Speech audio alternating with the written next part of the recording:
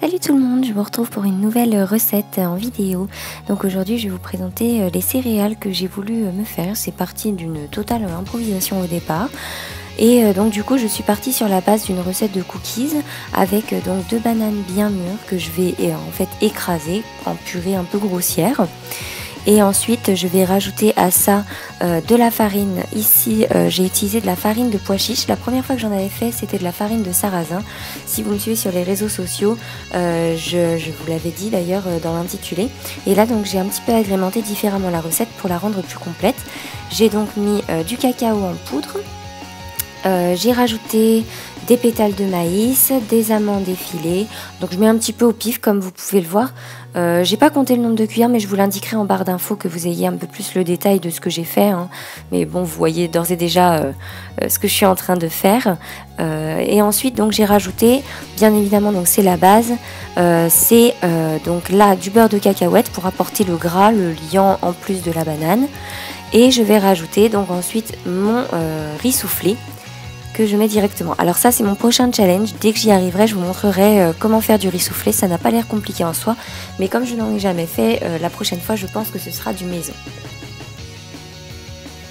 Et comme d'habitude donc j'ai mon petit garçon à côté de moi. Souvent l'après-midi il aime bien quand je suis dans la cuisine et il demande toute mon attention, donc faut aller le faire rigoler 5 minutes. Ensuite donc vous malaxez comme quand vous faites une pâte à cookies et vous allez voir on obtient une espèce de boule très compacte.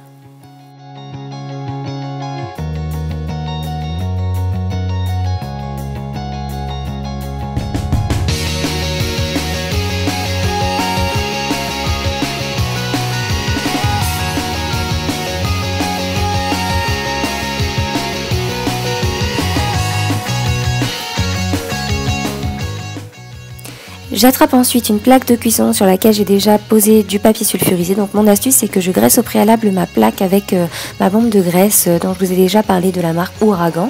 Et ça permet que la plaque de cuisson, malgré la chaleur ventilée, ne va pas du tout bouger pendant la cuisson.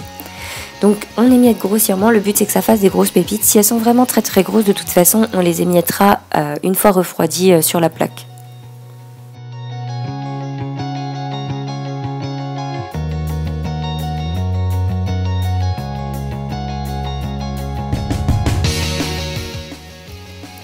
Donc ensuite direction le four, j'enfourne à 180 degrés sur une chaleur ventilée et je vais mettre donc comme une fournée de cookies environ 15 à 20 minutes. Et moi comme je voulais que ce soit un peu plus croustillant, j'ai mis 20 minutes.